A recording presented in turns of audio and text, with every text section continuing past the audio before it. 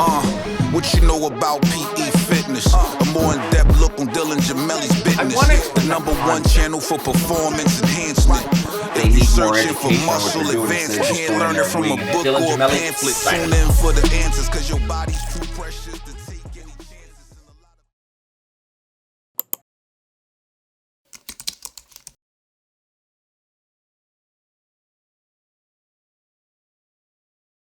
All right, everyone. So today I have an extremely special guest for you.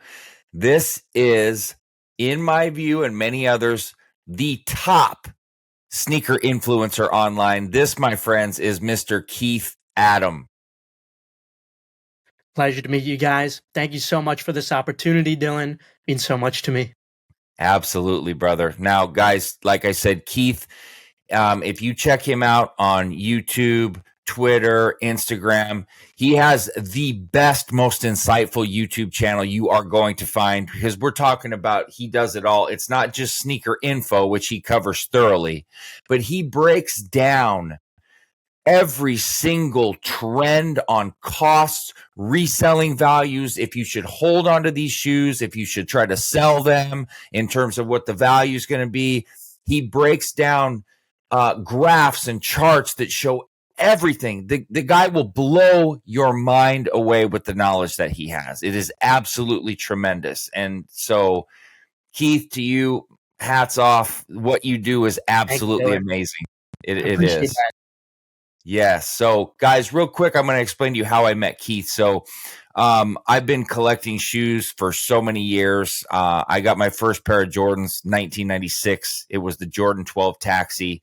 I immediately fell in love with Jordans at that time and have been collecting, but not like what you see here. Now, in 2019, I started to really dig in and look for people to follow, like people to give me insight and more on the because it was becoming extremely difficult to get shoes. It got to the point where it was almost impossible. And so I was looking for help instead of me paying resale on everything. And as Keith will tell you, at those times, especially $170 pair of Jordan 1s, you're likely going to, depending on the shoe, I mean, you could be paying double, if not more. And so I found Keith, started following Keith. Well, Keith has an amazing group. It's called Endurance. And I'm going to let Keith explain it to you. But essentially, it gives you the opportunity to know ahead of time when sneakers are coming. It fills you in and shows you how to get in there right away. Sometimes he gives you new links on where to go get things that no one else has. But I've been trying to get in this group. And so it was Christmas time in 2019, and Keith had a special drop. And I even told my wife and my mom, I was like, you guys are going to have to hold off for a minute because I have to do this. So it's like I'm sitting there waiting, and I've been engaging with Keith on and posting on his Twitter, just anything I can post to get his attention. And so he has this drop, and I'm sitting there on my phone. I've got everything set up. Everything's ready. Boom, click on it. Fucking sold out, like in an instant. And I'm so pissed, and it's Christmas, and I'm trying to not like be a dick. And I wrote him, and I'm like, this is fucked up, like da da da da. Keith writes me back instantly and lets me into the group, and I'll let him tell you about it. Yeah, I actually do remember that day, because when you messaged me, I obviously recognized your name and profile because you've been constantly supporting us on the business page as well as my personal, where I give out information for sneakers. So I'm like, man, this is the one guy, I wanted to get, because there's a couple of strong supporters, and you were one of them. So I was like, all right, well, at the very least, I have to make sure he gets into the group. And I'm very glad I did give you that opportunity, because this has turned out to be much more than just business. Now I consider you a friend. Yes. We're talking all the time, talking about sneakers or fitness, whatever. Yes, absolutely. And it's one of those friendships I cherish, because I have a lot of friends, but I only have a few amount of real friends, and so it's really cool to me to have somebody that is a lot younger than me, but thinks on my level, and that we can talk and have different perspectives, yet the same perspectives. And I always like to send you when I hit something, or, and show you what I got coming in and ask you your opinions and what you think. And I don't really care too much about people's opinions, but yours is one that I do. And so it's very appreciated. Yes, Thank you.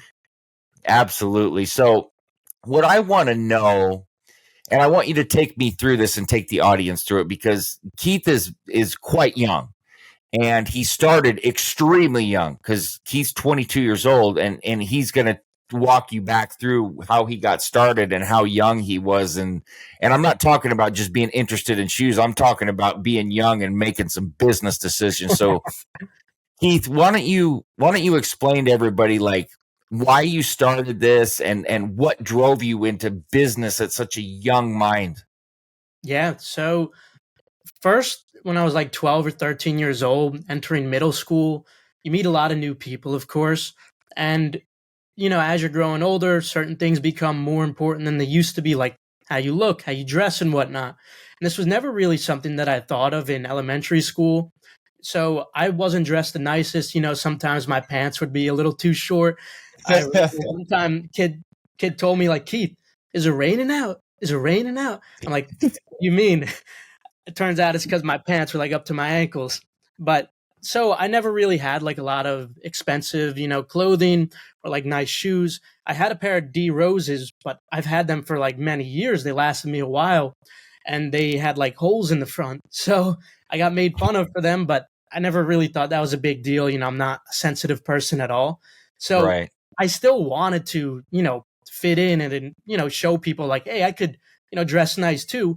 But obviously, my parents weren't going to spend that kind of money on something like sneakers.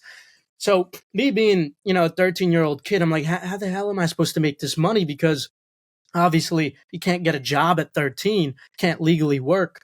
So, I decided what I was going to do was start selling candy out of my locker. And Love this it. worked out well for me because selling candy out of my locker was somewhat of a competitive advantage because the school couldn't sell it and you couldn't go out to lunch during seventh and eighth grade. So it allowed me to mark up the prices, significantly. It's similar to how, water is priced at the airport. You Right. can't leave, so they could charge you $5 for a bottle of water, even though you could pay $1 for it, at some convenience store outside. It was the Right. same business model as this candy that I was selling. I was selling gum and Mentos to kids who wanted them, but the school wasn't selling these sorts of things. So it gave me some kind of an edge. This was like my introduction to how, like, I guess a competitive advantage would work. So this worked out really well for me, and I ended up making a lot of money. But when I finally made $200, I decided I was going to get a pair of Bread 11s. And I decided I was going to buy them from this Instagram seller who seemed nice. Right. Me being a 13-year-old kid, naive, unfortunately, I got scammed. The only thing I received in return was an inappropriate picture. So that was quite unfortunate. But at the end of the day, I try to see the glass half full. And so I consider that a learning lesson. While, yes, it costed me $200, it taught me a lot about human nature and deception at a very young age. And these are things that you need to be aware of when it comes to business, when it comes Yes. to even real world relationships as well. So my eyes were opened at a very young age. I started understanding, how things really work. And I consider that a valuable lesson. So anyway, I was pretty devastated after this. It was really Ah, unfortunate. I would have to serve detention sometimes for missing classes, like being late to classes because I was selling candy, dealing with customers, at the end of my class. And also, if I was caught selling in the cafeteria, they didn't like that because I was taking their business. So I would have to go talk to the vice principal, try to smooth talk my way out of things. It was a right. huge hassle to get this $200. So I was devastated, that I had just lost this money to some random scammer. It also hurt my pride, of course, but I knew I couldn't just stop. I'm not the type to just give in and quit easily. So I decided to start selling again, start from square one. Finally got enough money to buy another pair of shoes. And this time I decided, you know what? Maybe it's not a good idea to buy from an Instagram seller, especially via PayPal gift. So I decided maybe I should go buy from the retail store. So I decided to wait in line for one of the hot releases that was coming up. And I was out there for a couple of hours, finally got my size. And as I'm coming out, plenty of people still in line. And a bunch of them were offering me like $30 to $40 more than what I had just paid. And I'm Right. thinking, wait a sec. It would take me like over a week to get that $30 by selling candy. And I could just get that like this. So I'm thinking, okay, maybe I'm going to take this opportunity. I'll sell it for $30 profit, and that's easy. And I could just go for another release and get the pair I want, and I just made an extra $30. So Yes. at that moment, I was introduced to this very unique type of business opportunity where sometimes if demand exceeds supply, you could capitalize on that by reselling the products in the secondary market.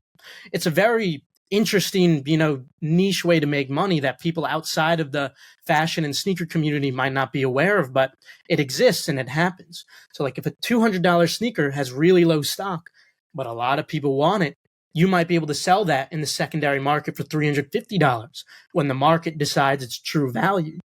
And so I started stumbling upon more and more of these opportunities release after release. I started also going to certain stole exchanges and sneaker cons, buying certain shoes there, used, cleaning them up, selling them to kids in my school, and just making some easy side income there. And throughout the process, I also sort of fell in love with collecting the sneakers too. And it wasn't just because the sneakers looked nice. It ended up being more for the fact that you kind of felt like you were part of a community.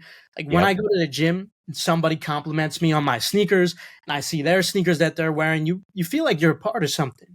And Right. it's nice to have something like that in your life, And I've made so many friends throughout this process like you, just because we have this common ground, we have this common interest. So throughout this entire process of making money reselling, I've now fell in love with this hobby because of this amazing community that comes with it. And of course, a lot of these sneakers now have sentimental value attached to them too. So it's so much more than just, the things you put on your feet to look nice. There really is behind this too, just like there's a community behind fitness, Right. It's just another hobby. And in addition to making money from it, now it's something I find passion in too. Well, and then there's a lot of relatability amongst people, and it's very cool. And for me, one of the things that I like is to compare and contrast like people's different tastes and styles. Sometimes you get into these groups, and if you don't like something everybody else likes, they get all fucking offended and want to cry about it and everything. If you don't like something I like, cool.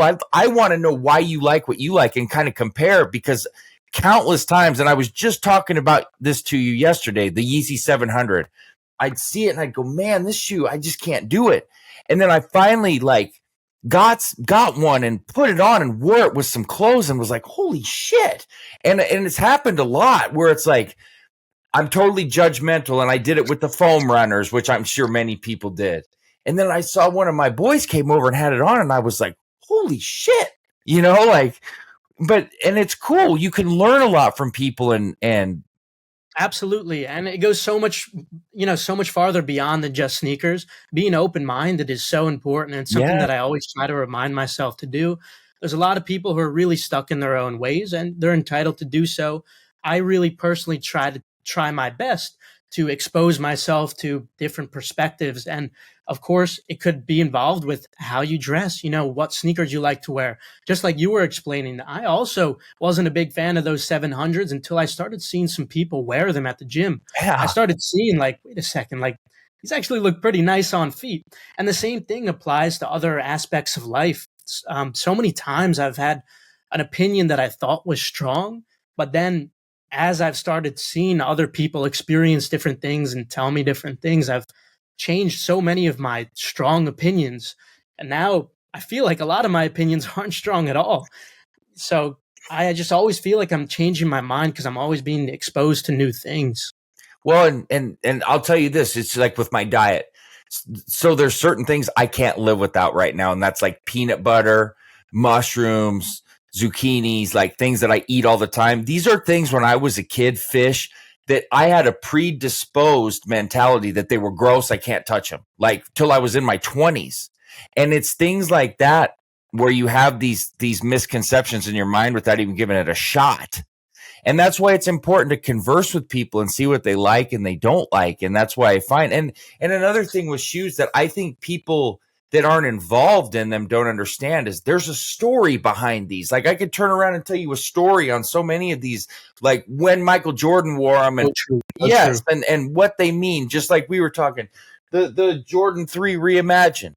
and the Jordan 8 playoffs that just came out, for example. And if you don't understand why they're so important and special, it doesn't mean as much to you. You don't hold as much value, and it doesn't. Sometimes people think, well, it's got to be a Travis Scott or something that's $1,000, and that's just not it. That's just not it. Yep. Some of the best shoes are just regular fucking GRs, This is so accurate, and it even goes beyond the history behind the sneaker themselves. Sometimes, your favorite sneaker might be someone's sneaker that they don't care at all about, but it's because you have some personal story, some like personal sentimental association with it.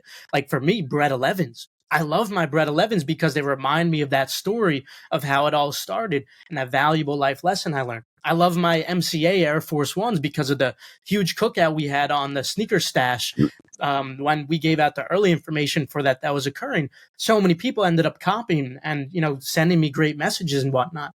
So I think that sneaker might be, if not my favorite, maybe my second favorite in my collection, because there's so much like sentimental value attached to it, like so many good memories attached to it. Yes.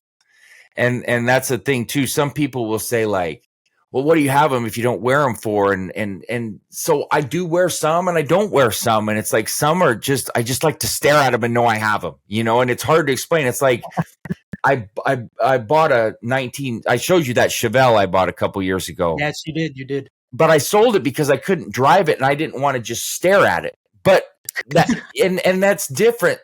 Some people, they like that. And that's like with shoes, like, sometimes I like it. Now, I like to flash and wear them with outfits. And so I wear some and then some I don't. But, you always got investments sitting behind you too for a rainy day. So true. There's so much value in these, and a lot of them really do go up in value over time. Some more than others, but there seems to be like a relatively low risk in holding these types of products as long as you're, buying them for retail and not resale when they first come out, because sometimes from those price ranges they could drop a little bit. But if you're just paying for them for retail, usually they end up being profitable holds. Obviously, there's macroeconomical conditions, like now when people have a lot less disposable income because of the rising interest rates, of course, we'll see some overall macro changes. But in the long run, the interest in a lot of these will grow, but the supply of them is always going to be decreasing because there's always more people wearing them every day. Yeah. And it's like Bitcoin, there's more people mining Bitcoin every single day. And so the value will be changing. Just like these, there's people wearing a sneaker every single day. Yeah. If you start with 100,000 pairs on release, but then after 5 years, maybe 50,000 of those have already been on dead stock. They've been worn. That'll help the value, of course. Even if the demand for them doesn't go up, the supply of them in the market going down is going to cause the value of them to increase. So like you said, there's a lot of rainy day funds right behind you, man. Right. Like, there's a lot of money there. Whenever you need, God forbid something happens, you just take a couple of those off your shelf and you're doing okay. Yes. And what I kind of do now, because we both know that the resale is like when COVID time hit and all of that, the resale was astronomical. You could literally, I treated it as like a second, third job, bro. Like, yep. Seriously. Well, now what I kind of do, because I'm working so much, is I at least do it to where I'm getting my shoes free. I'm flipping enough to, at least generally speaking, I pay resale on something if I didn't get it, which doesn't happen too often, but it happens. Sometimes Travis Scott's you got to pay resale on, or Kobe's or whatever if you don't got the right connection. But it's important to understand reselling values, because what I see now, brother, and I'm sure you see this, and I can't grasp it. It's like these people go buy up all this shit. Then they go to StockX or GOAT and they lose money, and they do it over and over and over and over. And I think it's like the thrill of doing it, but like, use your head here. You can't keep losing money over and over. And damn well, things, a lot of impulsiveness. Yeah. Yes. And it's changed. It's not the same. Like dunks, any dunk that came out like 2 years ago was automatically $200-$300. Now everybody at the gym or walking around the mall has them on because they're getting them for retail, and the resale's like 130, Yep. So because you've talked about this in depth, what do you think caused that spike?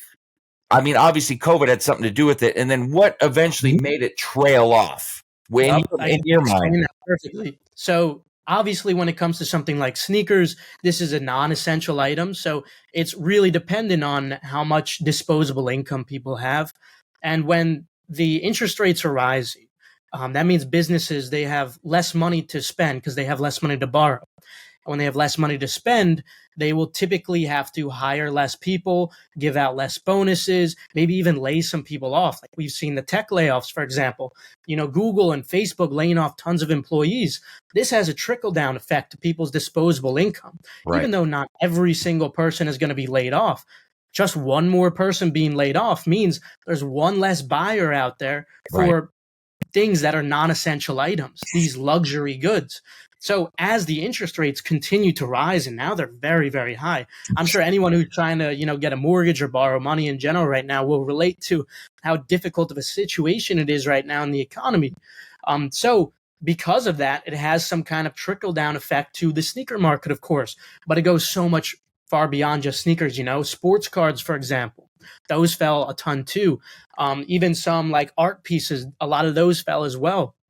And it all has to do with people's disposable income that is decreasing. Now, on the contrary, during COVID, you saw that the prices were like astronomically oh, crazy.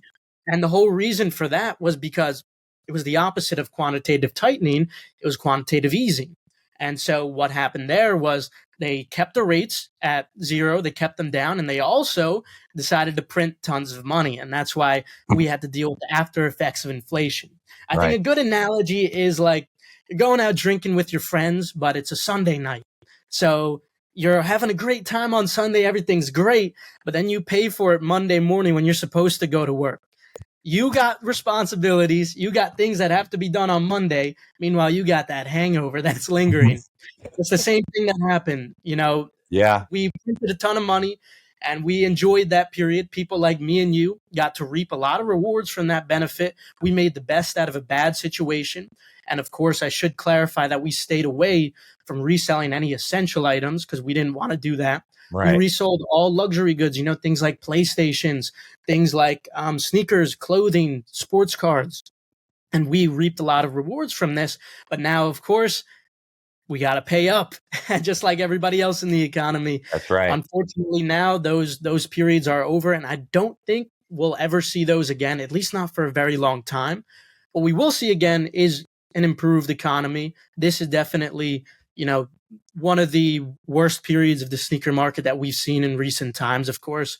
But as the interest rates come back down, as quantitative easing eventually comes into effect again, then we'll start to see a lot of these prices creep back up. And another factor too is all these producers like Nike and Adidas, they produce stock by reacting in a reactive manner, not proactive. So they're not predicting where the market's going to be. They react, which means they're always around 6 to 8 months behind on where the market's really at. So they were producing for COVID demand when everybody had tons of disposable income, tons of Yep. free time. They were producing today's stock during those periods. And that's why we have so much extra stock. Now they're gradually making the adjustments. And once quantitative easing comes into effect again, the supply is still going to be low because, again, they're reactive, not proactive. So the supply is still going to be low on top of people having more disposable income. So for a short period of time, I'm predicting we'll have pretty solid market. But then reality will come back to us again, of course. Two things I want to point out here, guys. One, Keith is only 22 years old, so just keep that in mind that there is hope for the future for some people out there, that it is possible. Now, I want to show you this real quick, Keith, and we won't stay on this. People out there, I just want you to look at this. It's basic fucking economics, okay? It's a very long book. It's one that I read. Basic economics, study it, take a look at it, and then question your people in leadership, because you can't just fucking print money and just keep printing money and keep printing money. It doesn't work that way. So just understand that. Now back on topic. I had to show you that. Yes. So and just revert back to high school, because you're not supposed to pass high school without passing basic econ. Anyway, so a couple things, because I want to get into endurance and talk about endurance and what it is and how it works. and what you would term it. Like, it's not just a sneaker monitor, and then, Yep. and I want to make a point to you that I've never said this to you, and I think you're going to like this. So I do, for the fun of it, follow a couple people on Twitter that post, like, oh, click here and get this. And I kind of do it to fuck with them. And I'm not a troller, but so, for instance, there's a couple big ones and they'll put something up, but I've already got it from Endurance with at least 2 to 3 minutes ahead of their post, minimum, sometimes 5 minutes. And that just is a testament to how not all sneaker monitors and groups are the same. They're just not. And people will push them and market them like they are. But I can tell you, because I am a very detailed and research type of individual, and I check everything out and I see, is this person full of shit? Is there something better? I can tell you wholeheartedly with a million fucking % certainty that Endurance is like 20 steps ahead of everything else. But I want Keith to, because I can't explain it anywhere near like you could, what Endurance is, how it works.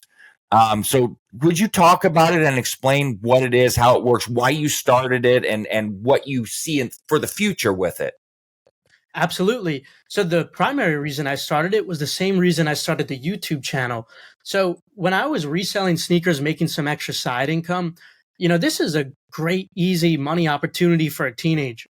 Now, you're obviously not going to be able to like buy a Lamborghini or something with that kind of money, but you can make some easy side income as a teenager or even as an adult, working your job, and then you just go on your phone, click a few buttons, ship a package later in the week, and you make some easy side money. Yep. And so I obviously wanted to share this with other people. So I made a YouTube channel where I started talking about how to do this. I initially started off doing some shoe reviews, just talking about my passion, try to gain traction that way. And I never really had much success. But when I really started to have success with my YouTube channel was when I started delivering more value. Yes. And the value was through like some of my internet tricks, like some jigs. What made me really popular was talking about, for example, the trick on Adidas, how you could pass the waiting room more efficiently to get Yeezys, which was a simple trick because Adidas is monitoring your cookies, not your IP address. So you could, instead of opening up multiple tabs, you just have to open up multiple Chrome users, and it treats them like different people. So you could have 30 people in a random line and you get in sooner. And so I was teaching people how to do this, doing guides for this and whatnot. I did a notorious live stream for like 24 hours straight while we were waiting for the random Yeezy supply drop too. And throughout that night, I was teaching people a bunch of tips and tricks on how to do this. And they were, it was such a fun experience because when people were finally able to get the sneaker, they would be so thankful that some of them would even donate money to me. And I was like, what are you doing? Like, you don't have to do this. Like, I appreciate it, but you're making me feel a little uncomfortable now. Like, I don't want you to send me your money. But they were so nice and grateful that I was helping them get this sneaker that was like $150 profit. And so this gave me a lot of motivation to want to continue making these kinds of videos. So the channel turned into me, instead of just reviewing sneakers, I was giving information on how to make money off these sneakers because I was allowing these people to enhance their lives by just doing some profitable side hustle. And it's not something like sports betting or, stock trading where it's something where, you can't always make money with that stuff, as you guys know. But with this, there's not much risk involved.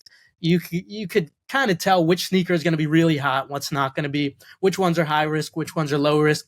Like if I'm suggesting to you to purchase an off-white sneaker or a Travis Scott sneaker, there's not really any risk associated with that. Let me give you the tips for it and you can make some easy side income off that. So not only was I getting a lot of enjoyment out of helping so many people with this, but of course, I'm going to be honest, this is great for business too. I was making some money off of this. And so I figured, a good opportunity would be to create a group off of this, because at the time there were some other groups that had existed where they had some software related products. They had monitors. They were giving out information in more detailed ways than I could in my videos on how to continue doing this and make money off of it. And so I said, you know what? I have the work ethic. I have the drive to be able to do this myself too.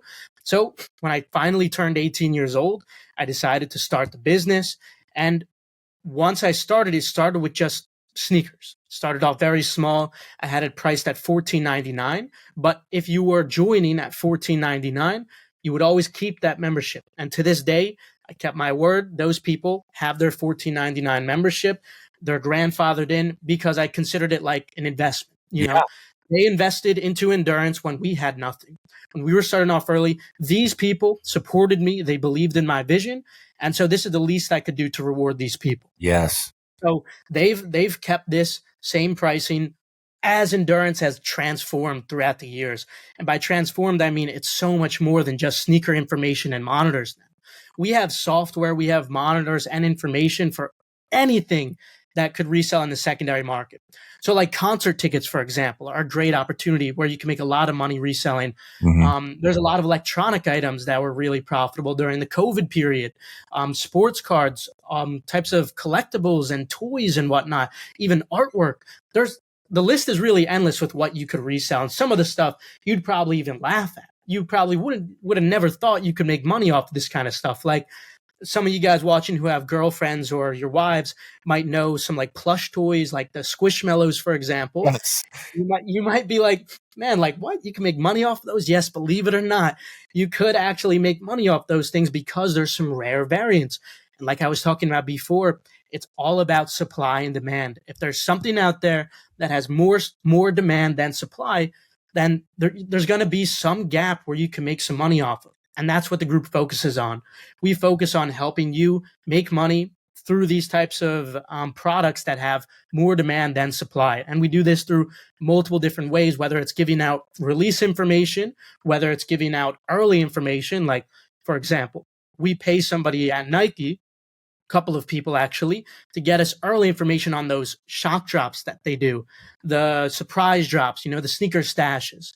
Like I alluded to earlier with the Off-White MCA Air Force One, they did a sneaker stash that was supposed to be at a location you had to be in. But we provided the early information well ahead of time, so people knew you had to be in that location. But on top of the early information for that, we also provided software on how to spoof your location for free. This is software that otherwise you would have to pay for, but we give it to our members for free because we could custom code it. We have a huge team of developers. I myself had to learn to develop to help endurance grow when I had lower funds. But this software would allow you to spoof your location on your iPhone. This way, you didn't actually have to go. So people could go there and you would have a chance to buy, or you could just stay at home, sit in Endurance's chat room and take the coordinates that I sent out well ahead of time because we had the early information from our connection, and then they could purchase the pairs. So if you go onto Endurance's Twitter, you'll see like multiple, success pages of these types of releases. Like the MCA Air Force One is one of my favorites. There was also a yellow pair of Air Force Ones where the same thing happened. They did a sneaker stash. We gave out the early information again and you'll see like over 300 people for each of those releases comped. And that's a crazy number to put into perspective because these sneakers are $150 retail, but they resell for $2,000. Yes. So 300 people times that profit. We're talking hundreds of thousands of dollars in cumulative profit that all took place in just a couple of minutes. That's insane. Like, it's crazy. And this is why I really like to do what I do. Again, I'm going to be honest. Of course, I do this for money. I'm making money off of this. But a huge perk to this and what keeps me motivated more than just discipline, gives me a reason to wake up in the morning.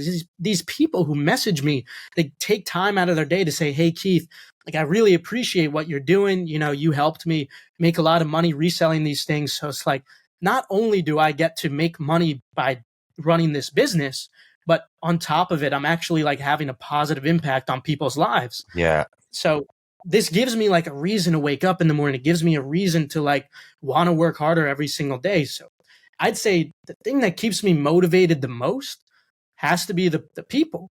Even if they're not a customer, just the people who watch my YouTube channel, they leave comments under my videos. Yep. They say, hey, Keith, like, you helped me get my dream shoe. You helped me afford this sneaker or whatever. And it's things like this that genuinely make me smile. Like sometimes YouTube will randomly send you notifications for comments. I'll be like at the gym or whatever doing a set, and I'll check my phone and I'll see one of those comments pop up, and I can't help but smile. Like, I'm getting to do what I love to do. And God, like, I'm very grateful for this opportunity to. Took a lot to get here, but I'm really grateful for it. Yes. So some things that I want to point out on my end, because endurance can be overwhelming. And for people wondering, it's on Discord. And so like you go through it. So Keith, my phone, and I have notifications going off all day with work as it is, but my phone does not stop with Discord notifications all day long. And so sometimes I've just randomly looked. I've been driving. I can't tell you how many PlayStations I hit during prime time. I hit some Yeezys. I've literally pulled my fucking car over to do it real quick. But you have to be quick, and the stuff doesn't stop going off all day. So it's crazy. But there's so many different options on there. And like Keith was saying, fuck, I bought in like Hot Wheels stuff I know nothing about, but I see the profit there. I've bought in different types of toys, Transformers that I just randomly caught. Like I was looking, I was like, holy shit, I'm going to buy this real quick. The cool thing though that you do is you offer so many tools and explanations. So like the passive autofill, for example, that you do on Chrome, that's one that I can point out offhand, but it's not like you go into this blindly. There's so many different levels to it, and there's a lot of just education. There's sections like shock releases. There's bricks where you know that, hey, you might have a shoe you want, but don't expect resale on it. Keith also gives you like every month, there's these flow charts that show the expected like resale value on them and all of this. Like it's nonstop information. One thing that I had two questions for you, Keith. One, me and you talk, we say sneaker monitor and we know what that is, but could you explain to people what that is and kind of how it works? And two, there's a stigma and sort of a hate by some out there when it comes to people doing resale and things of that nature. So I wanted to hear your thoughts and opinions on that as well. Absolutely. So for the first question, what is a sneaker monitor? So essentially, Sneaker Monitor is just a program developed by either myself or one of my developers where we write a script that's going to constantly check a website for stock changes. So when a website restocks a certain product, then it's going to send an alert or a notification to all the members inside of the group. So it's essentially like monitoring. It's like watching this sneaker, or it could be a PlayStation. It could be a sports card, any type of product, no matter what it is. If it's a product that people want, we're going to create a monitor for it. And we do have to custom code all of these things. So like, it doesn't matter what type of product it is. Doesn't matter what the website is. If there's something where there's money to be made, we're going to code something up so we can monitor it for you guys. Now, as for the second question, this one is definitely an interesting question. I think I'd have some interesting perspectives on it. Yeah, please. So first of all, I should say that, I definitely do understand their perspective. I definitely do understand why there's so much animosity towards resellers, because there's collectors and there's resellers, and there's some people who lie in between. Now, the people who are all the way on the end of collectors, these are the people who are truly just passionate about sneakers only. They just love the art of collecting. They love the community aspect of it. And I love that too. But they don't want anything to do with the value of the sneaker. They don't care about how hyped it is. They don't care about how limited it is. They just like sneakers for what they are. They like the history behind it, like you were talking about earlier. And unfortunately, it's difficult for some of them to get some of these sneakers because Nike is making them more limited, right, or Adidas is making them more limited.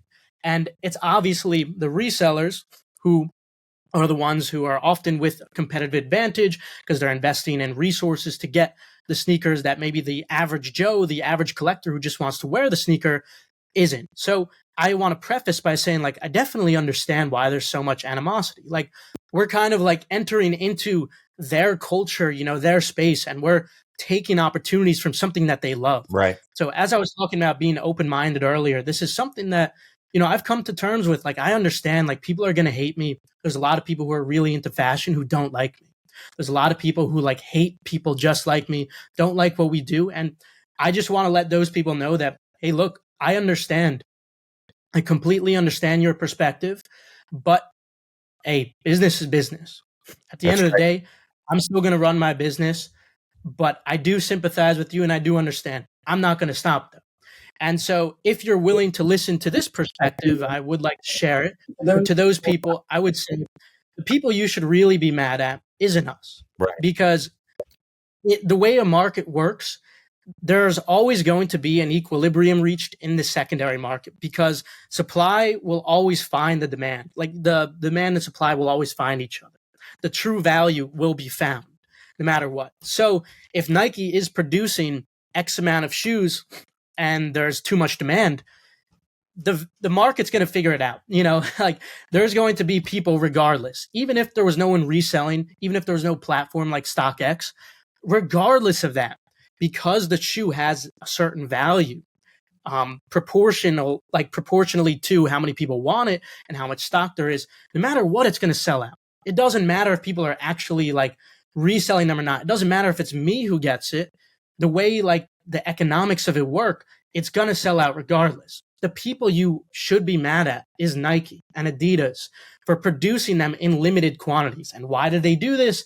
They do it for long-term demand of their business. And it's a very intelligent business model. I think more businesses should learn from this and start adapting to this type of model because it's very, very intelligent and it's very, very long-term oriented. Could really help a lot of businesses survive. But unfortunately for the collectors, this is hurting them because, you can't get every single sneaker.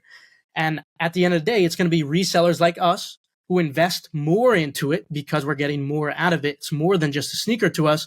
We can make money off of it. We're investing into bots. We're investing more time. We're spending long nights, researching all these websites. We're spending long nights, trying to research what bot is going to work, setting up our tasks and whatnot. Meanwhile, the collectors out there, like a lot of them are just waking up, kind of hoping they get lucky on sneakers. Yeah. At the end of the day, it's survival of the fittest with anything in life. That's right. And if these people are putting in more time and more resources, of course they're going to get it. Of course they're going to win in the end. But the people who are just hoping to get lucky, they're not going to win. So I definitely can understand why there's so much animosity towards the resellers, why they hate them. I completely understand your perspective and you're entitled to feel that way. And I don't even blame you. But I do want to clarify the reason why this happens. It's not us. It's not because of us. It would happen regardless of us.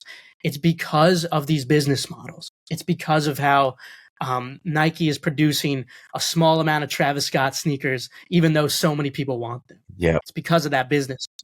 So hopefully that makes sense. I just wanted to explain like why this really happens. It's not just because of, resellers, it's because of how Nike and Adidas have made their business models. And this dates back to the beginning of damn near shoes. So I can tell you from experience. So when I was in kindergarten and the Reebok pump first came out, it was impossible to afford. Like there were like 3 kids in school that had them, and they do that on purpose.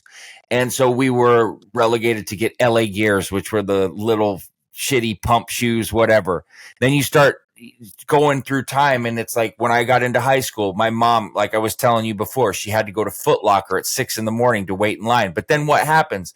As time went on, people start fighting with each other. People are getting killed and stabbed. So then they have to do it to online, things. Well, then what happens? Well, you've got bots and things taking over and reselling and all of that. And it's just, they've done this on purpose. It's not like you said, it's you or anybody else that's reselling. This was what was forced upon us, and this is the business model that's practiced. And so exactly. And also what I was going to point out, if you really, really want a shoe, it's not just get on sneakers and go for a hit. Why don't you take a little bit of time, go research and get into every possible, there are so many raffles. It would blow your fucking mind how many raffles. Keith, how many times have I sent you man, I hit this raffle, man, I hit this raffle. Mm-hmm. I mean, it's even just today we were talking about the CCS raffle that you hit. Yes. And there's so many. If you take 10 minutes of time to go research where this stuff is at, you have a far better chance. Now, here, I have a question for you, because I think this will intrigue a lot of people. And I had to explain this to my wife, especially because she's like, I kept telling her, I will not buy a fucking trophy room shoe because of Marcus Jordan, which I eventually, I gave in and bought that 7 because it was too damn cool. But will you talk about what exactly a backdoor is and who does it, why they do it, how they do it, and why it's so fucked up? Yes, definitely. So backdooring is when a retailer who has some kind of Nike or Adidas contract has a shipment of certain limited sneakers, and instead of giving them out how they're contracted to do, like they're supposed to do, like they're supposed to sell them for, they instead decide, well, we see the true value on these in the secondary market. Why don't we take advantage and capitalize off of this and start selling it, for that price? And they have to do this by giving it to people behind closed doors, behind the backs of the public, like Marcus Jordan did in the trophy room Jordan 1 notorious drop. He was selling them to people because he could obviously make a lot more money for his business. Now, as always, I try to stay open-minded, and I really do try to always look at every single perspective. And I have seen that backdooring has increased. Yeah. And I must say, I do understand why these retailers have to backdoor. And it's because the way these Nike contracts work, they're not just picking shoes what to get. In order to get Travis Scott Jordan 1 contract, for example, they also need to order tons of other stuff from Nike.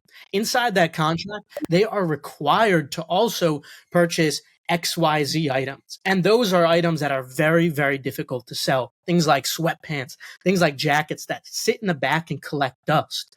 And so these stores are losing money on these items. And this is why Nike doesn't only sell direct to consumer for these very limited products. Obviously, they could sell out on Travis Scott's on their own. The reason they give them to retailers is so those retailers who are willing to get the Travis Scott to use for marketing purposes, get more people into their store and whatnot, and have that benefit, is so Nike could also send them their other trash that they're not going to be able to sell on their own. Things like sweatpants and the tracksuits and whatnot that isn't going to be able to sell on their own terms easily. And so what happens is when these stores are not able to break even on the deal, like if the stores are, losing more money on the tracksuits and the sweatpants and whatnot than they're making by selling the shoe for retail. At the end of the day, a lot of these, they're just businesses. They need to survive like any other. So to compensate for that loss, sometimes they have to resort to backdooring. Now, the Marcus Jordan one is a different situation because Marcus Jordan has a lot of money already. So it's not like he's a mom and pop store, with some small Nike contract that's trying to just get by. This guy has a lot of money already. So I understand why so many people are really mad at him. And on the contrary, you have a lot of these smaller mom and pop stores that get exposed for backdooring. And it's those that I do sympathize a little bit more because nobody really understands what I'm talking about on the surface. Like very few sneaker collectors know about how these Nike contracts work, and we shouldn't expect them to. No store should expect them to. But this is why no one's sympathetic towards them. But maybe someone who's understanding what I'm talking about now will kind of see why some of these smaller mom and pop stores do have to backdoor. Because again, I try to stay open-minded with everything. And I'm supposed to hate backdoors, I'm supposed to dislike them, of course, but I do try to see the truth in everything always. And I do understand why some of these smaller shops are coming from when they have to backdoor. But again, the Marcus Jordan situation is very different. And the same goes for the majority of the situations, I must say, because a lot of the times they don't need to backdoor. That's the difference. They do it, just because they want some extra money and they're cheating the system. And I think it's very reasonable to hate anybody who's cheating the system. And it just hit me the wrong because I'm with you and I don't get bothered by that, especially with the smaller stores that need to do that because, hey, that's the way it is. And when you're smaller time or don't have the bankroll, there's a lot of things that you have to overcome. And I get it. But the Marcus Jordan thing blows my mind, being what he comes from and how much money is there and everything. I mean, all the people. I mean, and I'm not going to get into. I won't get into him personally, but there's a lot of other shit about him. If you just go read about where you're just like, okay, it makes sense. He's kind of a piece of shit, but it just never sat good with me. But it is what it is. We get over it. I still ended up buying the fucking trophy room, the 7, because it's so badass. I caved in too, man. I know. I bought my wife and my stepdaughter the shoe too because it's so amazing of a shoe. But that fucker, I just ridiculous. Yeah, I made a lot of fun of him in I my know. YouTube videos and Twitter. I was I know. trolling him a I lot. loved it. That's what I That's one of your videos were one of the reasons why I got a deeper disdain for this fucker. You know, I mean, so well done. So let's transition here a little bit because I want to talk my likes and your likes and compare and contrast. So, let me explain too. The definition of a grail is going to be different for everybody. A grail doesn't have to be the most expensive shoe ever made. A grail could be what is the most important shoe to you or your number one favorite, or a grail could be the one with the most value or the hardest to obtain. Everybody's got a different perspective or definition of it. And that's cool. I love to hear people's different definitions.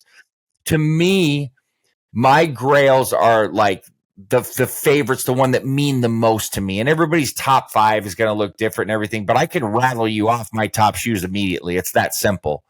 So I'm curious. I want to compare my grails to your grails and see what your definition of a grail is as well. And so you go ahead and tell me yours first, and then I'll get into mine after I hear about yours and your definition.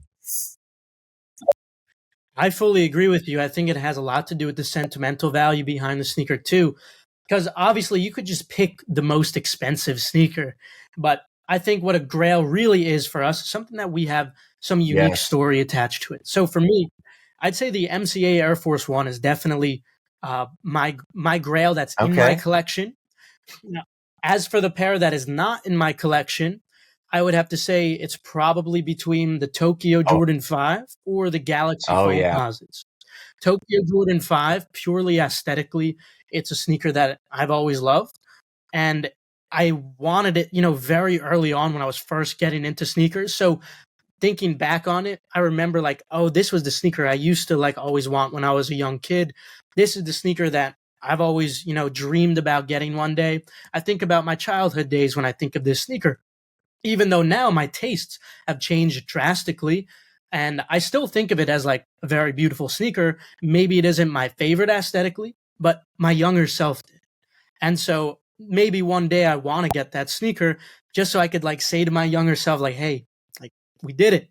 So I think that's definitely one factor that comes to mind when I think of a grail, something that you used to want when you're like really young, you're getting into the game, and you finally tell yourself like, yeah, I did it. Like I finally like made enough money so I could purchase this sneaker that I used to dream about when I was a little kid. Definitely. So what would your, if you could say, what would be in your top 5? Do you have a top 5 of your favorites, or what do you?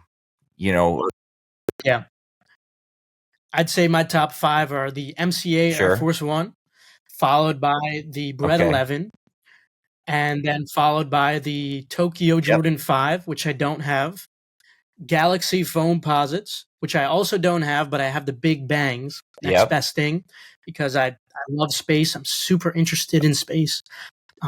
Before I, had success on YouTube, like I alluded to earlier, I wanted to be a pilot so I could hopefully be an astronaut one day. So I was working, a job as a busboy while I was doing YouTube as well, so I could make enough money to do flight lessons. So I was flying Cessnas when I was younger because I wanted to get my private license. And so the Galaxy Foamposite always reminds me of that one future that I could have had I not had success for YouTube. I wanted to be an astronaut. I wanted to be able to go to space. And then as for my number 5 sneaker, I would probably... It's a good question. I never thought about my number 5 sneaker. I might have to give it to Human Race, the yellow pair, just because I have a funny story attached to that, which I have on my full collection video. If you guys want to check that out in the future, feel free. Definitely. Okay, so yours are definitely going to be different than mine, but different generations, different wants, different sentimentals, right? So I could point to you right behind me, and my number 1 grail is the Jordan 11 Concord. That one, okay, so I wanted Jordans. So I played college basketball, so I wore my fucking Jordans when I played, So, and I can remember back in 6th, 7th grade, the first shoes that I got that were really meaningful were the Air Up Tempo and the Air Up. And those were both like ones that were really, and the CB94. I didn't have the CB94, but those were it. I wanted that Jordan 11 Concord, and my mom refused to buy it for me because she didn't want me to play in the patent leather, and she said it would fuck my feet up. And I was so mad because I saw these guys wearing them, and then the Bread 11s came out, and I'm a big fan of the Columbia. I don't know why. I love that shoe. And then the Space Jams. So I wanted the fucking Jordan so bad. So my mom promised she would get me the 12 when it came out. So the Jordan 12 Taxi is my number 2. That was my first ever Jordan. I have such a strong sentimental attachment to that shoe. I can't put it into words how much that shoe means to me. It means everything to me. The Bread 11, like you pointed out, is definitely right there for me in my top 5 as well. It's hard. The Bread 11, you could make an argument is better than the Concord, but the Concord being the first 11 to me is like, it's untouchable.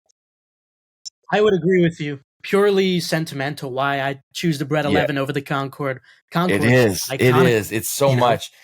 And it when you start getting past that the Jordan 5, can you see it there? The sail, the off-white. Yeah, oh man, that one to me, it hits so hard. Like there's something about that shoe that I can't. It's like a breathtaking. I don't mean to sound like a doucher, but it's like a breathtaking shoe. You know what I mean? It really is. Until you have that thing in your hand and you put it on your feet and you look at it, it's like, holy shit. This is really something. Well, Virgil does a lot of really unique things to the sneaker. I love how it gives them sort of like a prototype feel, especially 10 collection. So rest in peace, Virgil. He's created some incredible things. What? And my other one, it's probably going to catch you off guard. And it is the Jordan 4 UNC. And I don't know what it is about that shoe, but the minute I got that, my wife hit that on sneakers for me on her account. Okay. And I got that shoe in hand, and I don't know, to me, it was just like something about it, that UNC colorway. It's just the Jordan 4 is such an amazing silhouette. And it's not the most comfortable silhouette, but it is an amazing. Dude, not at all. It's my favorite silhouette, and then followed by. That's what I was going to ask you, because my wife. So I bring my wife in here a couple years ago, and I'll go up and down the thing, and I'll point them. And I made her learn all the Jordans, what they were, the numbers, everything. So we take like a test, like flashcards, and so we'd go up and down, and do it, and then we talk. And I'm like, well, that's my favorite. Well, that's my favorite. Well, that's my favorite. Because the Jordan 3 is amazing. It really is. And when I lived in Vegas in like 2014, 15, you could walk in and Jordan 1s would just be sitting, and I hated Jordan 1s. I didn't like them. Come about 2019, 2020, I got a pair and I fell in love with them. I mean, I fucking fell in love with them. But I would tell you the Jordan 11 is my favorite silhouette. It's always going to be my favorite. There's just no way around it. Let me ask you this, because they don't release a ton of Jordan 8s. I know they just did the playoffs, but Jordan 8s, they don't release a ton of. 9s somewhat, but not a lot. The 14 doesn't get released a ton, somewhat. And the 10 never gets released. And the 2 just started coming out, but it really wasn't. What are some that you think, what are the ones that you feel are the most underrated or that you like that don't get released a lot or don't get talked about a lot, silhouette-wise?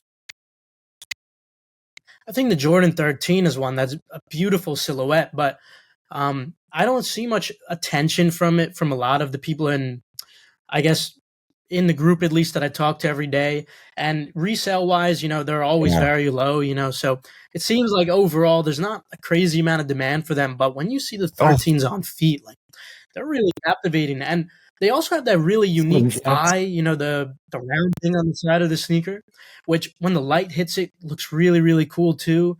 So I always thought the 13 was such a unique design, and it seems like very few people feel the same way. I don't get it.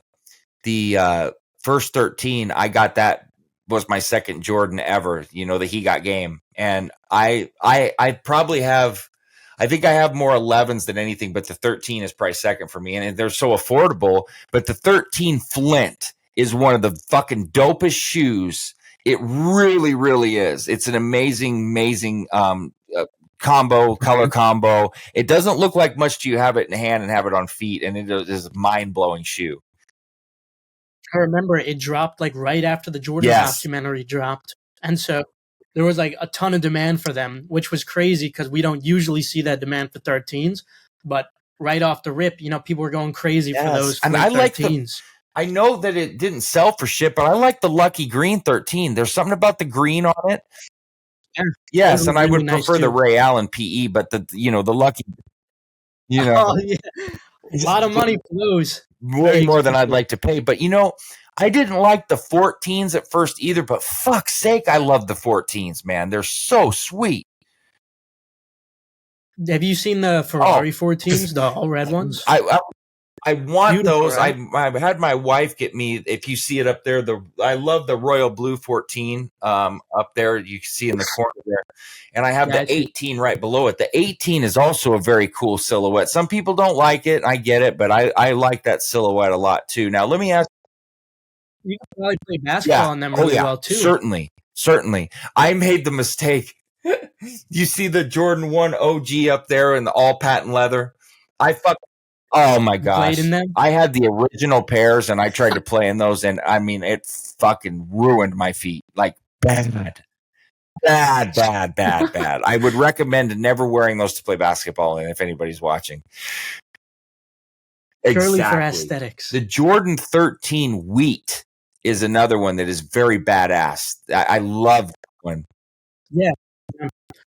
And they're good for autumn coming up too. Let me ask you this. This is a good one because I'm curious.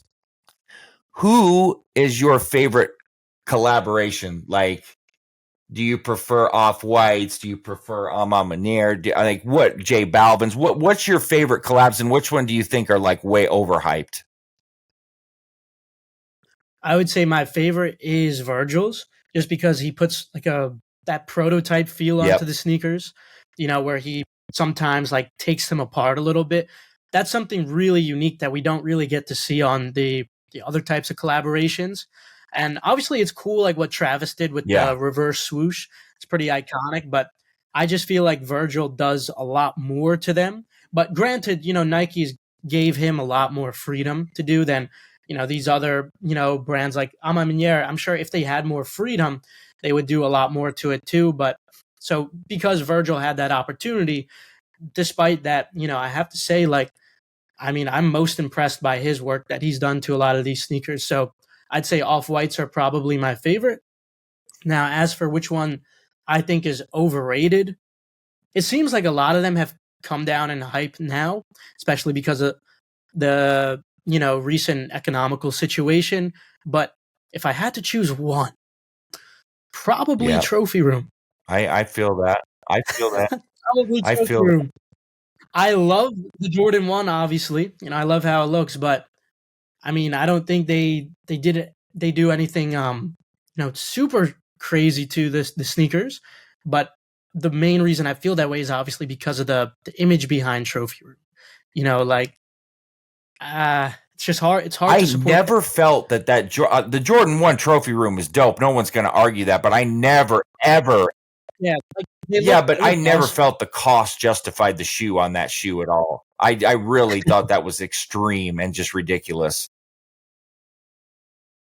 I just have to say, they're beautiful sneakers, but I have to say overrated because from the collaboration value of it, anyone could have designed these sneakers. I don't think Trophy Room in particular, if anyone had the opportunity to design a Chicago Jordan 1, I think, any brand could have done it really well. So I don't think they did anything that crazy to them. And obviously I just find it difficult to support Trophy Room because of what we discussed earlier. Well, who I really like a lot is Concepts. I like what they do. Oh yeah. The SBs. You know what? One of my favorite Concept shoe is the Turduncan. And this will blow your mind. Because of you, I hit the Turduncan on Concept's website and I got the special box, and they came and that was a new domain. You helped me get those, and I fucking sold them because I didn't like them. And I regretted it, so I went back and fucking bought them back like a year later, and it's one of my favorite collabs. I love that shoe. I like off-whites, but I hate the spikes. I do not like the spikes. Oh, I hate the spikes too, yeah. When I say off-white, I have to say, aside from the cleats, the spike shoes, I'm not a fan. I am very confused why he decided to do that. But again, I'm not the most intelligent when it comes to like fashion design and whatnot. So maybe I'm not one to speak on that. Maybe my palate isn't developed enough to appreciate that. But from an amateur perspective, I can't get behind it. I'm still confused trying to figure out why. And I have to tell you something else, and I don't mean to, I don't want anybody to get, I'm not going to get too political here, but I was an avid collector of Alma Manier. Like, I have every single one of them. And I've caught them now 3 times tweeting something and erasing it right away after they realized that all of the comments in there were just so bad, and it's all political. I didn't even know this. I wasn't even paying attention social to that. status, we know they're all the same, right? And right, yeah. APB. So I've caught them 3 times posting some bullshit, like social justice bullshit, and they're just getting ripped to shreds. And I immediately, the only ones I kept, I sold all of them, but you can't get rid of the Jordan 3 Alma Manier. I don't care how pissed off I am. You can't sell that. Well, the 4s too. I mean, those 4s are beautiful, man. I see them. And you put the laces from the Jordan 1s on there? Yep. Leather tan? Good move. I'm probably going to do the same thing. But this is exactly why I can't, I don't want to support Trophy Room. It's the same thing. Like, it's hard. After you see them do certain things, it becomes really difficult. I stopped following Alma Manier. I stopped entering all the. I do enter a couple raffles, but nothing of their own. I kept the Jordan 1 because that one's pretty sick. But I sold, and it's hard for me to sell a 12, and I sold those. I sold all of them because I don't want anything to do with that shit. I'm not supporting that fucking shit. Yeah, because then you're kind of associated with the brand's name. When you wear it on your feet, people will recognize like, oh, he's an Alma Manier supporter. And so you run the risk of people perceiving you as aligned with their perspectives. That's why I believe in business. It's important to always try to like remove any type of like opinions like that. If you're Alma Manier, like you shouldn't be trying to alienate. No, and I caught him like deleting it so fast because I even deleting it is even crazy too. Like if you post something and it's out there, like it's probably a better look to stand on it. Because not only did they alienate the half that disagrees with them, now they're also alienating the other half and they go back on it. But if you're going to retweet something, go check and see what it says and check the comments before you do it. You know what I mean? And it's just, wow. Yeah. Here's a good one for you. So I want to ask you, and I'm going to tell you what you did for me, and I want to ask you if I did this for you. So are there any shoes that I've shown you that you've been like, oh shit, I got to get those? Because I can tell you 2 right now that you showed me that I had to go get right when you showed me. So yeah, so in your background right now, this is embarrassing to admit, but I don't have the Grinches. I don't have the Kobe Grinches, even though I'm a huge fan of Nike basketball because they were hot when I was first coming into the game. And that release, if you remember during the Christmas shock drop, tons of Endurance members got pairs. And it was because I remember it was Christmas Day. I don't take days off. I work every single day. I was sitting with my family. I had my phone in my hand, and I had seen the password for Kobe's site go up. So I'm expecting them to do some kind of a drop, but nothing. They put the password down and nothing dropped. So I started thinking, okay, so they must have done something. It's Christmas, clearly intentional. They wouldn't just do it on accident on a holiday. So I went into the Shopify unfiltered monitor, and I saw something strange. And I went to unfiltered because they titled it without the word like Kobe in it. So it wasn't a sneaker title. It was instead titled something about books. Because if you recall from that drop, came with like a bunch of books you could get too. So it was disguised as books. I saw this like immediately and I was like, holy crap. So I copied the link, sent it. But the problem with, sending to Endurance, obviously, I'm always going to be late going for myself, which I have no complaint. I don't care. I'm just explaining why I couldn't get my pair. And I don't like paying resale just because of the pride aspect of it. I like getting everything for retail so I could say, you know, I copped it. Pretty childish trait of mine, but yeah, so if I could, I would want those Kobe Grinches, especially because you know, I got into the game 2013. Nike basketball was really hot then. Kobe Grinches were grails back then, and it's good to see they're still grails now. So I'd say that pair is the one behind you that I wish I had Absolutely. copped. And like I was telling you, I have 2 pairs of those. I have one that I will actually wear, and then those that I will not touch. Same with the Concords.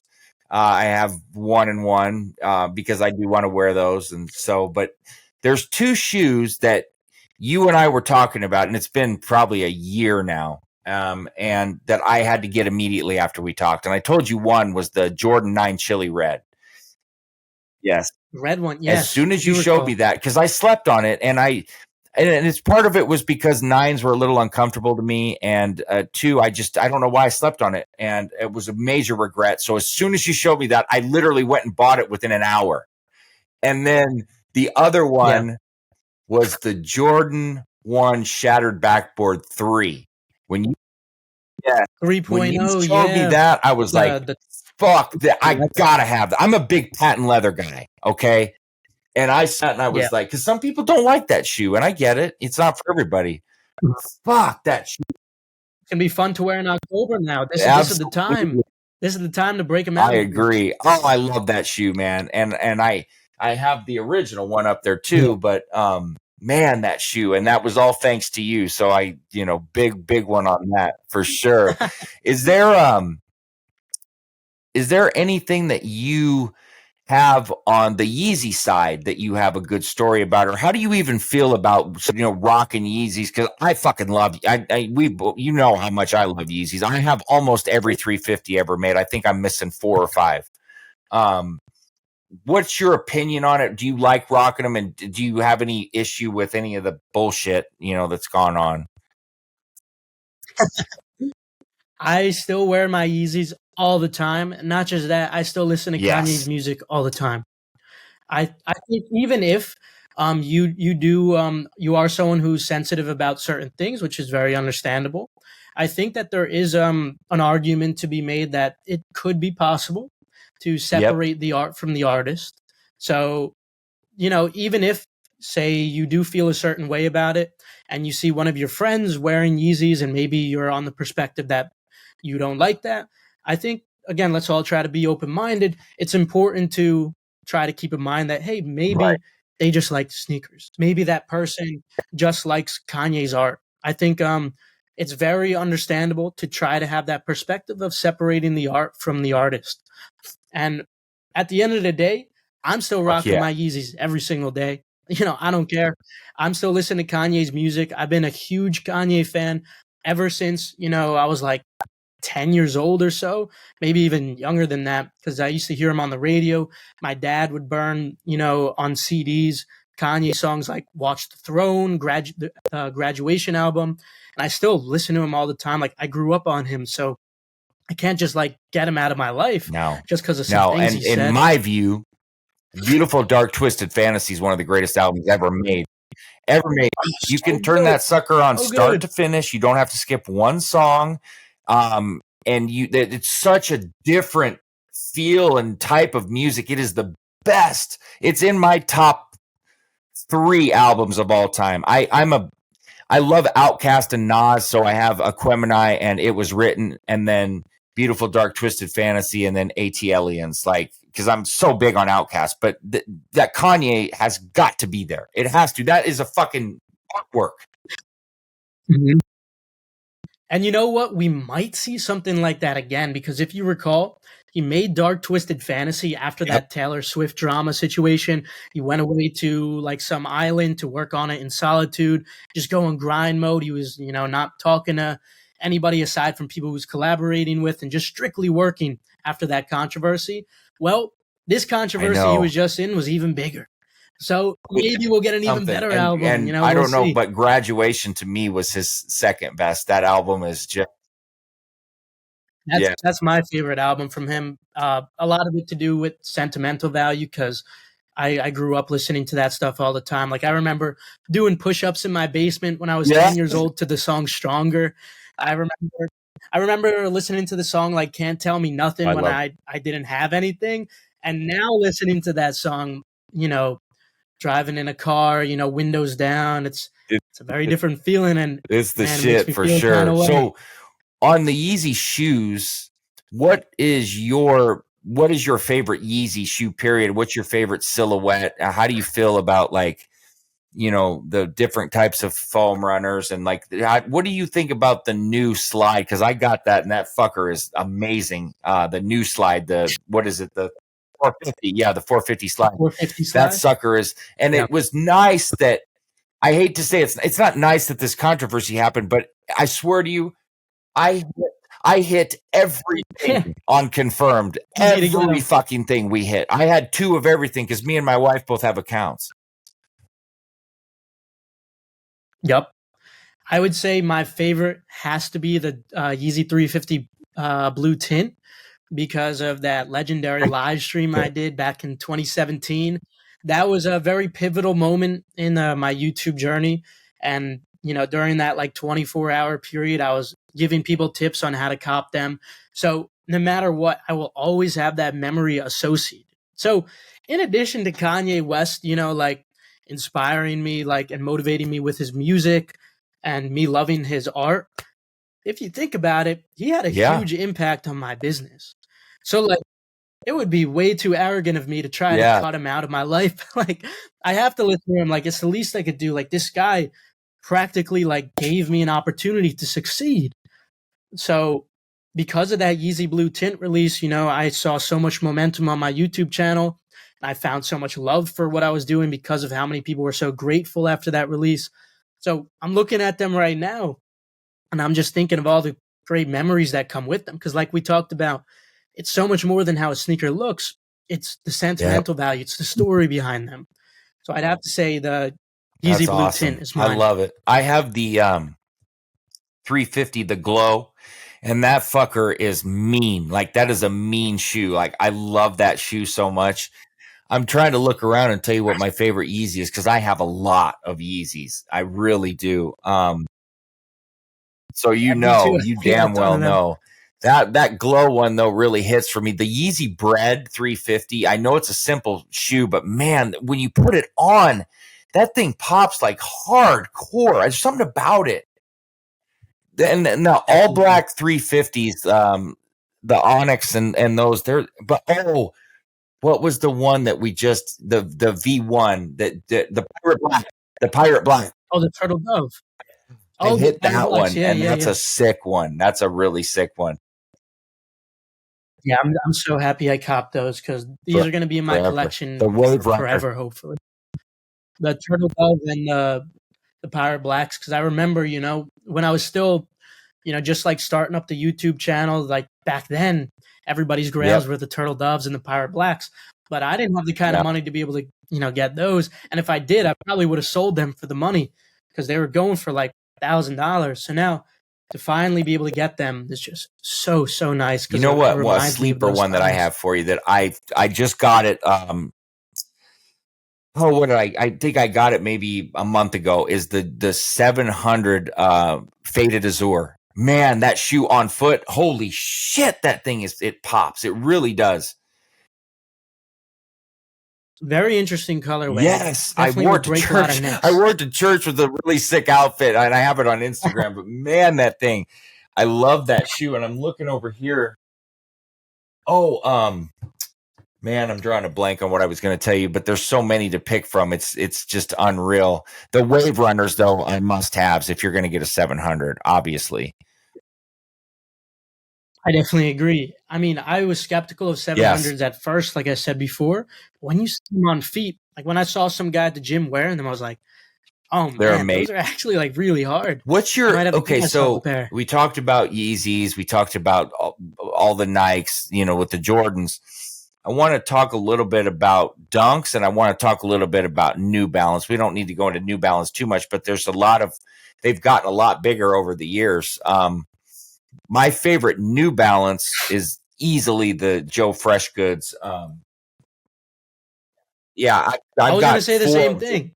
So What color I've do you pretty got? much got Oh, all you of got all of them. Here, let me grab it and I'll show you real quick because this is my absolute favorite one right here. I was gonna say, It is. It really yeah, that's a is. I beautiful mean, one. it is really sweet. My favorite is the Yes. light blue one that came out. The slightly more recent one that came out with the Yep. green. I have all of and the those pink over pair. here. The 9060s, so nice. those ones. Oh man, those are fucking sweet. Yeah, I got all of So those. cool. I actually hit those on Instagram off the store, like when he released them. So I didn't have to pay resale on those at all, which was sweet.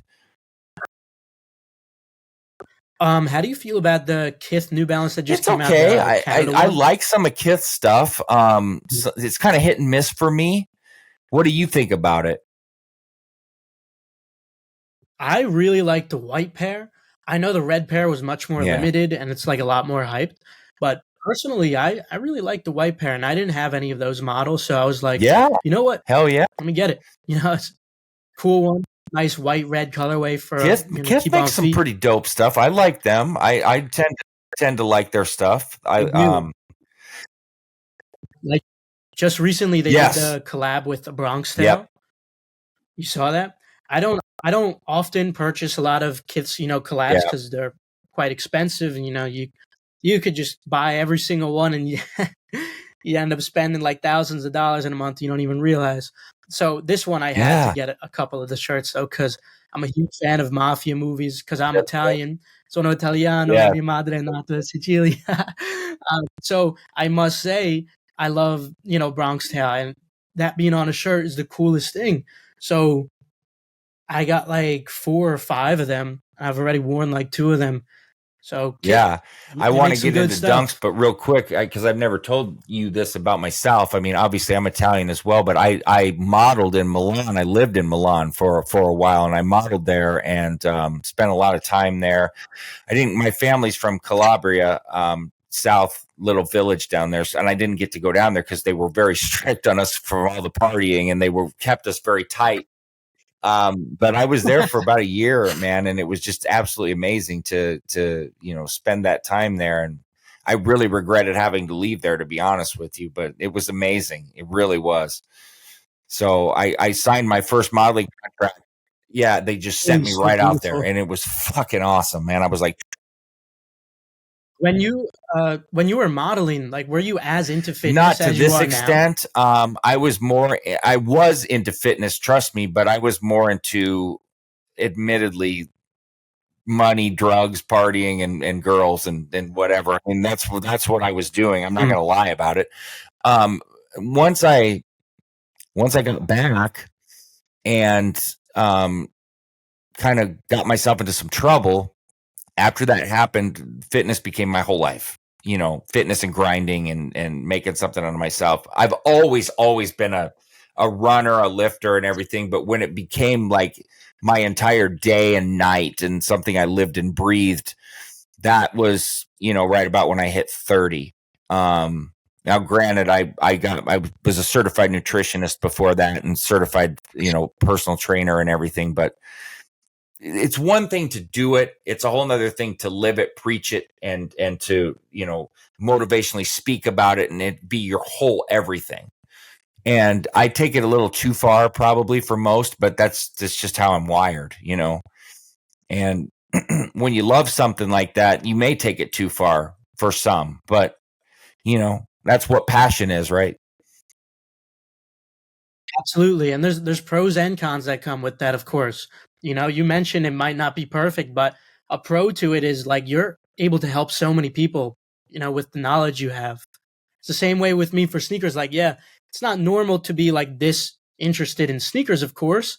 The average person isn't always thinking about this stuff, but consequently, I'm able to create a business out of it. I'm able to help a lot of people because of it. Just like for you, for fitness, you're able to share a lot of this knowledge with other people, and you're having a positive impact on their lives because, they're healthier because of it. They're more aesthetic because of it. They're probably able to, have better relationships with people. And not just that, but one of the best things about fitness for me is like going to the gym. You feel accomplished every day. You feel like you've done something productive for the day.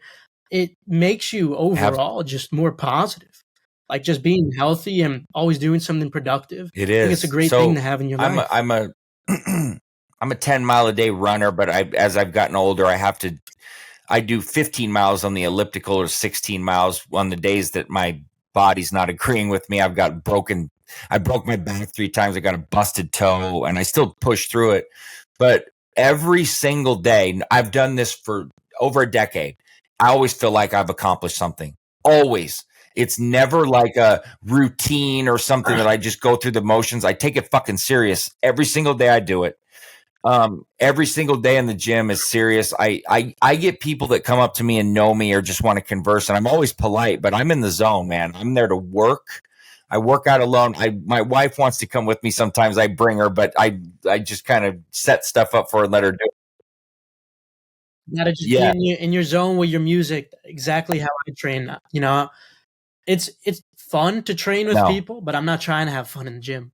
I'm not there to have fun. You know, I'm the fun is the results. The fun is when, you know, exactly. Yeah. One thing that I do too is I bought a sauna here at home because of all the fucking maggots at the gym that are so scurvy in theirs. And so I come home and do that. And that's where I pray at night and I just get focused, and it has so many health benefits, and it helps me sleep, and it puts me in a better mental perspective for the rest of the night, because I tend to work late at night after I'm done working for the day. But there's so many aspects to training. There's a lot more to it than just, oh, I'm going to go work out. That's great. Don't get me wrong, but there's levels to this that people don't understand, and everybody thinks that there's shortcuts and, oh, I need steroids. Oh, I can eat whatever I want if I do this. Oh, I don't have to take this serious. That's not how it works. I mean, you've checked my stuff out. I talk about performance enhancing drugs, but I try to sway people away from them. I'm a realist. People are going to use them. I have the education to help them not fucking destroy themselves. But my preference is that people don't. And that's what I want to talk about with you. You're 22. I've seen plenty of your posts and your pictures. You can't tell by videos how people look under their shirt, but I've seen how you look, and you look absolutely great. And my point is, it can be you, of course. Thank you, bro. I can see dedication. I can see hard work. And the point here is you don't have to take a bunch of shit to look good. You just don't. And so talk to me about, has that ever crossed your mind? Have people pressured you? What's your mindset? What's your goals? Why do you train? Talk to me about that aspect of your life. Yeah, so when I was younger and definitely less educated in general, it was something I considered more, because you always think like, yeah, you want to be huge, you want to be as big as possible, you know, because it's more attractive that way. But as I've grown older, I've started to learn that, you know what, like a lot of the time, what matters for being aesthetic is just your leanness. You know, so if you have some like athletic build, like you have some good muscular foundation, but you're also lean, that could have like the same appeal to other people, whoever you're trying to attract, as, you know, you would have thought before. So I think I've reached like my genetic potential for how big I could get naturally. And it's not big. It's not like huge. And I'm okay with that. You know, I definitely like being, you know, just aesthetic and athletic, and I don't need to be huge. So what I mostly train for is just, I do try to hit PRs, you know, during the winter when I'm in that caloric surplus. But during the summertime, you know, I do try to either maintain, or sometimes I might even go into a deficit just so I could, you know, get a little leaner, more cut up. And also I'd have a lot of fun with, you know, my working out too, because it's not just about looking good for me. I work out because I enjoy it. You know, I like being athletic. I like being able to do cool things. Like I taught myself how to backflip 2 years ago. I taught myself how to front flip, taught myself some cool calisthenic stuff like muscle ups and human flags, because I have a lot of fun doing that kind of stuff. You know, I'm an adrenaline addict. I like being able to be athletic so I could do these crazy sorts of things. So I would say a big part of my training isn't just lifting weights and trying to hit PRs. a lot of my training is just making sure I'm athletic enough to do a lot of the more like abnormal stuff. Like I'll do a bunch of muscle ups when I'm at the gym sometimes. And also, I love martial arts. I don't have a lot of time to watch a lot of sports, but I watch UFC a lot. And because I'm just so passionate about the art of martial arts, I also do Muay Thai and I used to do Jiu-Jitsu too. So when I'm at the gym, even if I'm not going to my Muay Thai center, then I'll just be, using their punching bag there, trying to make sure my technique is still up to par. And it's not because I want to get into a fight on the street or whatever. I try to, be responsible and always avoid whatever situations I can because, people sometimes have guns, especially when I was living in New York City. I always try to not be emotional, try to just be strictly objective. But I do martial arts mainly because I think it's a beautiful art. I think there's so much beauty behind the violence. I think it's like chess, it's like a real life game of chess because there's so much intelligence that goes behind every single move in striking or even in jujitsu. There's so much that goes into it that you don't see on the surface. So obviously, in order to do that, you have to be in good shape. And that's why I always love working out. I love staying athletic for these types of activities that consequently That's I get awesome. to enjoy. That's great reasoning. And I love to hear that. And, everybody's got different goals and different wants and different desires on. And that's totally cool. Exactly. One of the things though that I can guarantee you is when you start trying to lift too heavy, gain too much size, it has a lot of negative effect on people long term. And a lot of people don't grasp that or understand that because they don't know. I know because I've been doing this 13, 14 years where I'm coaching people. I'm seeing them evolve, change. I've had some people with me for a decade and I handle scenarios and situations. The more weight you gain and the more you yo-yo, it's having a major negative effect on you internally. Bones, ligaments, joints become weak. You're more susceptible to injury. It can have heavy pressure on your organs. It's not a good thing. You also develop, structural damage from all the heavy lifting, and you start to develop tendonitis and your bones become brittle. And there's a lot of things that people don't understand because people don't think long term. They want right now. And there's no concept or understanding of longevity, quality of life, length of life, any of that. And so these are things, and it's important to stress that. And also diet plays a big role because there's a lot of things that diet can help control, especially genetic things that you can't help. So there's a lot of factors people don't take into play. And then use of performance enhancing drugs, that's a whole nother topic, which I always talk about, but it's not necessary. And people don't understand that. I'm going to correct you on one thing you said, though. You, at 22 years old, you may feel like you're genetically peaked, but I assure you, brother, you won't even be fully developed until you absolutely do. Now, that's up to you on whether you want to tap into that, on how big that you want to get. But I assure you, manipulative through your age and your diet and your type of training, because there's different types of training. There's stages, right? And so you get in that hypertrophy stage of training where you can develop more muscle, but you'll find that as you get into your later 20s, it's easier to get bigger, to gain more size. You're a man right now, but you're a man in your head, but you're not a man and fully developed yet. And it's hard to understand until you get to that age and see it. But I assure you, and some people develop quicker than others, but you're not there yet at all. You got many years. Yeah. And that's great news. Obviously, I think it's a good thing if I have more potential because I've always wanted to be, an actor. I used to do acting when I was younger. I had to stop due to lack of time, but I know for some roles they're going to need a bigger person, of course. So I figure, it'd obviously be ideal that I don't have to take any drugs to do that.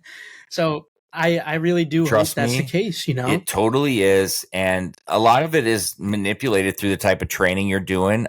Sometimes people tend to not realize they're doing a lot of the same stuff over and over, and a lot of it's body shock.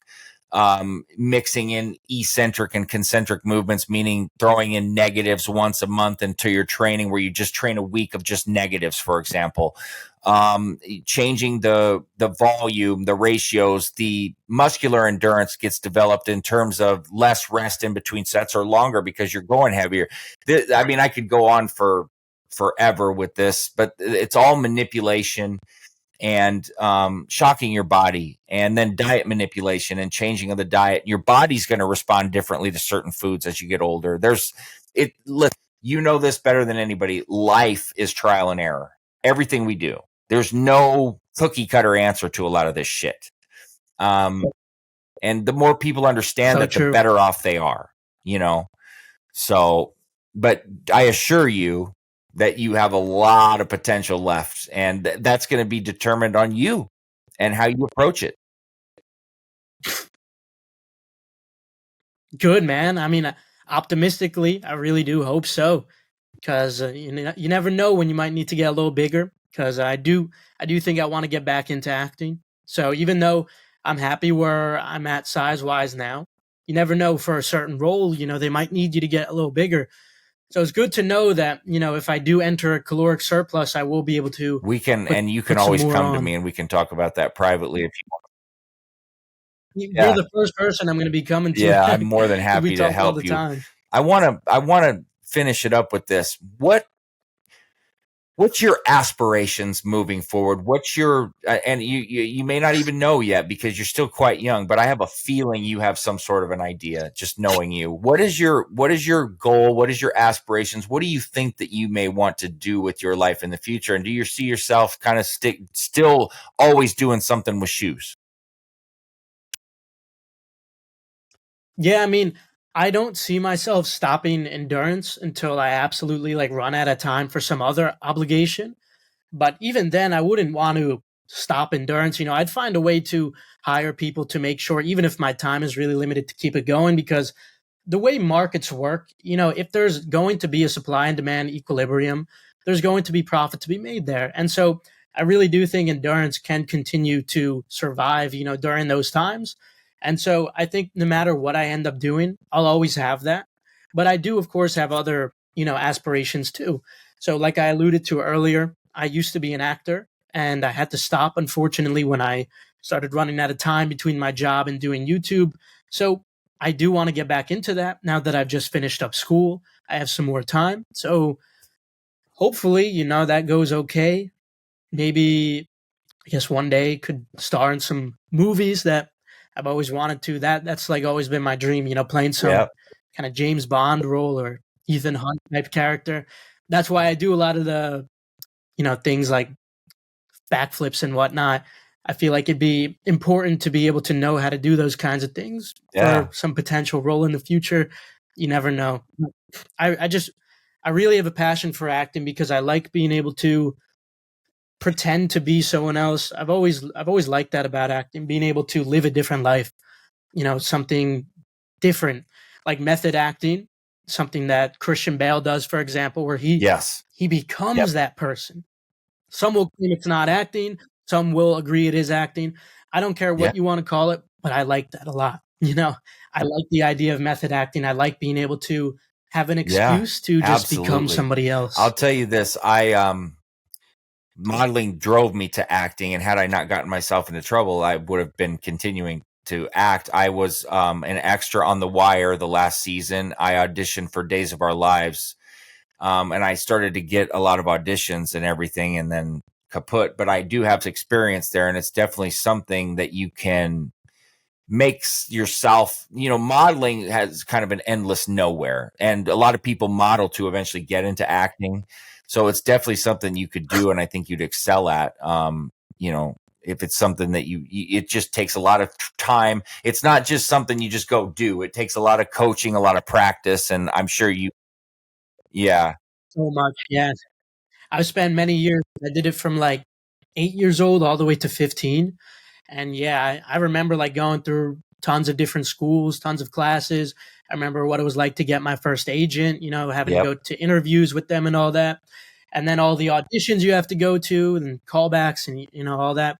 I remember, there's There's a lot of difficulty with it. All it's to a just heavy get one grind, job. and people don't understand how difficult it is. And the people that actually get somewhere, what they've had to go through, it is a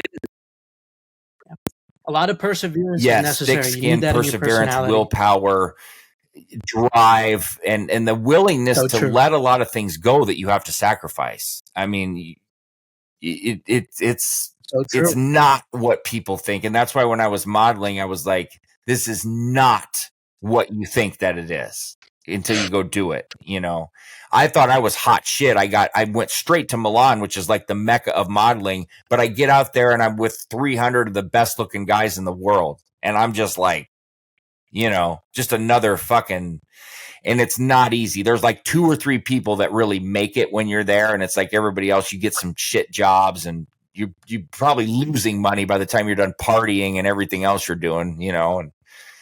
But the experience and the value in the closet of tailored suits and everything, and you know, like that, it can't take that back, you know.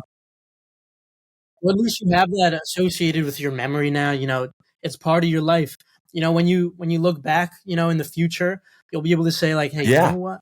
I'm happy I did that. Yes, it's a great story. I'll tell you that, and great memory.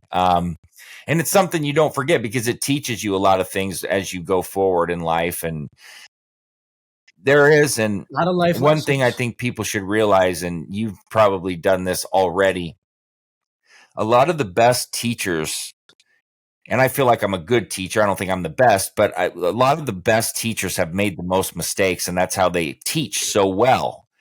Because, you know, the more mistakes you make, the more you learn, and hopefully you don't make them again. And you have a greater ability to teach somebody like, look, don't fucking do this. You know, this is how you do it. And it's from that experience that you learn it.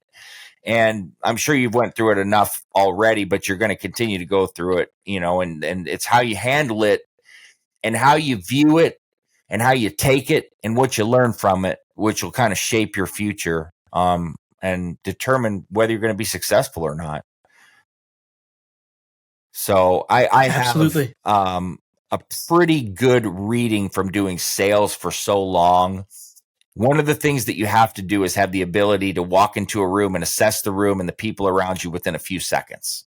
And if you can't do that, you will not succeed. You can't teach that. You can't teach sales. So my point in that is that I have, since I saw you and have talked to you, and especially after this conversation, I have pretty much zero doubt that you're going to do some pretty damn good things, and you already have. So thank you, man. That means a take ton that to for me, what it's worth. sincerely. But you know, I feel like I have a pretty decent judge of character and everything. But Keith, this was so fun for me. I can't even tell you. This is not work to me. This is a fucking joy. What I would absolutely, you know, and I do hope that we can do another episode because there's a lot more shit we could talk about. So, guys, make sure that Keith has a number of places to check him out. Keith Adam 10 on Twitter, Personals for You on Twitter. He's the endurance groups that you can follow. Keith, you give out your info and tell everybody where to follow you. Yeah, for sure. So I would say if you want to follow me personally, business aside, you can check me out on Instagram. It's Keith_Adam_. But if you want to check out my business, for example, Endurance on Twitter is just endurance spelled backwards with a 1. Or you could also type in endurance and it might show up there. And then you could also check out some of my other products, like my bot Gargantua, spelled GAR. Okay, I don't know. You know, I don't want to mess it up. Gargantua_AIO. It's one of the best bots out there. This is one you designed, correct? Yeah. So Keith has his Gargantua. If you follow Endurance and you follow Keith, whenever he's got an opening or some sort of a chance to get into Endurance, they post it, and you definitely want to be all over that. That's an elite group that is not, you know, something you want to miss out on if you're really serious about, you know, getting what you want. So, and I can vouch for that because my phone, it's all day long. It's just going off with Discord notifications from Endurance. So I had to I just got this Apple Watch and it wouldn't stop going off. I had to stop Discord notifications on it because I couldn't fucking take it. Like, that's how much into it I am. So yeah. So guys, Very this once active, again, yeah. Keith Adam, true pleasure to have you on here. Great friend, and just it means a lot to me to have you on here. So thanks again, brother, and I hope that we can do this again soon. It's been my pleasure, man. Thank you so much for this everybody, opportunity. stay tuned for plenty more to come. Dylan Gemelli signing off.